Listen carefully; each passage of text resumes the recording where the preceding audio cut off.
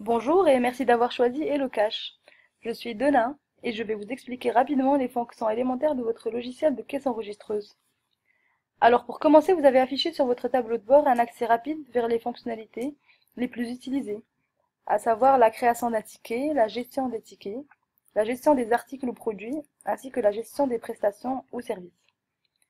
Pour démarrer correctement, vous devriez commencer par renseigner les données de base de votre entreprise en allant sur Mon compte et en renseignant les 4 sections qui suivent. Ensuite, vous devriez choisir de renseigner le membre du personnel. Et merci d'avoir choisi HelloCash. Je suis Donna et aujourd'hui je vais vous expliquer rapidement les fonctions élémentaires de votre logiciel de caisse enregistreuse. Pour commencer, vous avez affiché sur votre tableau de bord un accès rapide vers les fonctionnalités les plus utilisées, à savoir la création d'un ticket, la gestion des tickets, la gestion des articles ou produits, ainsi que la gestion des prestations ou services.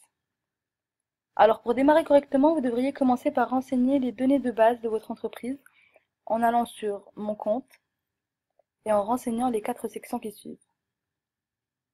Ensuite, si vous disposez de plusieurs caisses ou plusieurs opérateurs, vous pouvez intégrer du personnel en cliquant sur la case Membre du personnel. De cette manière-là, vous pourrez affecter à vos opérateurs la fonction d'encaissement et le calcul de leur chiffre d'affaires. Donc par la suite, vous aurez la possibilité d'importer votre base de données clients sous format CSV ou tout simplement les rajouter manuellement.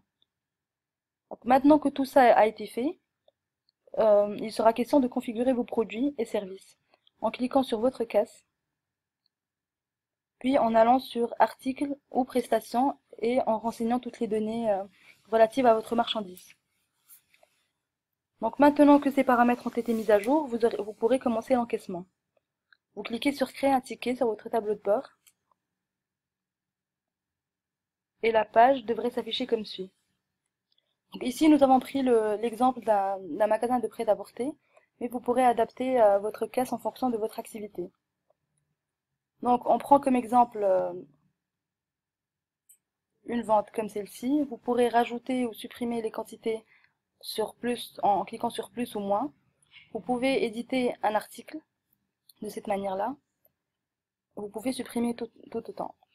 Ensuite, vous pouvez rajouter des remises, scanner si vous avez un code barre, un scanner de code barre, ou rajouter un article en cliquant sur Poste. Donc vous pouvez aussi mettre un ticket en attente dans le cas où la vente a été suspendue. Alors ensuite, vous aurez la possibilité de faire une impression rapide, sinon d'aller directement vers le paiement en cliquant sur cette case-là. Donc ici, vous avez une page avec un pavé numérique. Vous pouvez affecter le chiffre d'affaires à l'un des collaborateurs, choisir la méthode de paiement sur cette case-là, affecter la vente à un client, renseigner le montant ici comme ici. Vous avez la monnaie qui s'affiche ici. Et par la suite, vous cliquez sur ticket pour démarrer l'impression. Donc le ticket devrait s'afficher de cette manière-là. Vous pouvez configurer tout ça, je vous expliquerai ça sur un autre tutoriel. Voilà, le ticket a été créé. Donc en principe, ce sont les éléments de base à connaître pour maîtriser le produit. Merci d'avoir regardé la vidéo et à bientôt.